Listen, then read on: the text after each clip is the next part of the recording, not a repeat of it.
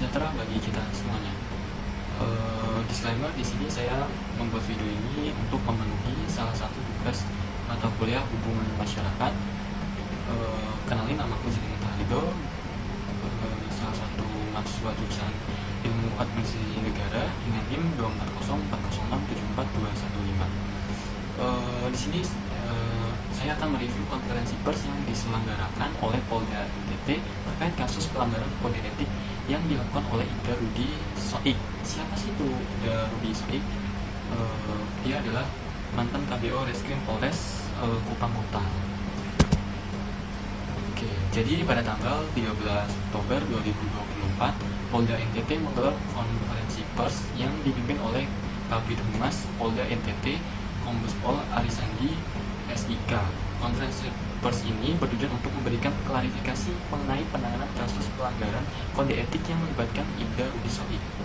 Dalam kesempatan ini, pihak kepolisian menyampaikan informasi penting kepada publik dan media mengenai langkah-langkah yang diambil dalam proses penegakan disiplin.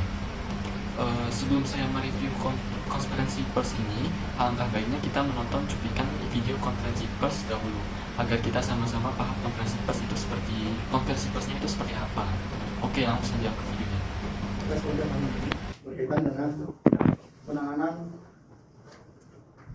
kasus yang kemudian di sidang PTDH, anggota kami atas nama Ibda Rudi Soik. Belakangan ini kemudian viral di media online maupun di sosial. Kami akan menjelaskan secara runtuh apa yang menjadi kronologis kejadian sampai akhirnya dilaksanakan sidang Komisi Kode Etik yang hasil putusan sidangnya adalah PTDH. Tetapi berdasarkan asumsi, dan itu saya pertanyakan kepada yang bersangkutan, dan bersangkutan tidak bisa menjawab. Jadi kalau ada, mungkin silakan Pak Ahmad, silakan menjawab.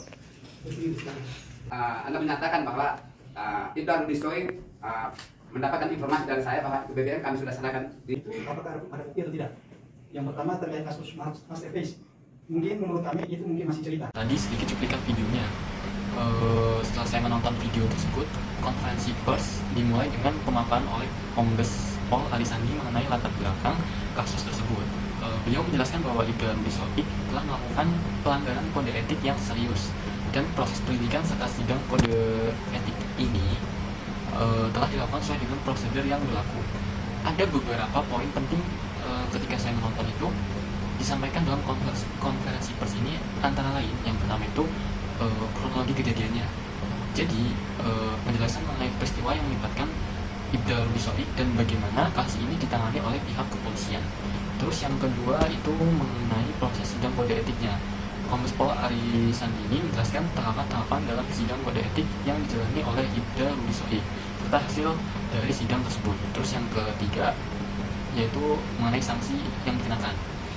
Pihak kepolisian mengumumkan sanksi yang dijatuhkan kepada Ibda Rudi Soik sebagai bentuk penegakan disiplin di lingkungan Polri tersebut. Konferensi pers ini berjalan dengan baik dan terstruktur secara keseluruhan menurut saya.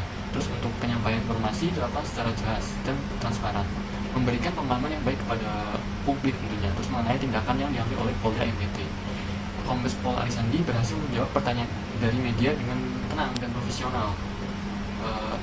Tentunya ya, karena si Kombes Pol Arisandi ini menunjukkan komitmen kepolisian dan menjaga integritas dan kepercayaan publik. Jadi kesimpulan yang bisa saya dapatkan dari konferensi pers Polda NTT ini terkait kasus Ibda Rudi Soik merupakan contoh yang baik dalam hal komunikasi publik. Dengan memberikan informasi yang akurat dan transparan, Polda NTT tidak hanya memenuhi tanggung jawabnya kepada publik, tetapi juga menunjukkan bahwa mereka itu serius dalam menegakkan disiplin di internal kepolisian. Kegiatan ini dapat menjadi referensi bagi institusi lain dalam melaksanakan konferensi pers untuk menyampaikan informasi penting kepada masyarakat. Perlu dicontoh konferensi pers ini karena berlangsung secara dengan baik, jadi bisa ditiru oleh institusi lainnya. Mungkin segitu aja apa yang bisa saya review dari konferensi pers tentang pelanggaran kode etik yang dilakukan oleh si Rudi Soik ya. Terima kasih sudah menonton. Assalamualaikum warahmatullahi wabarakatuh.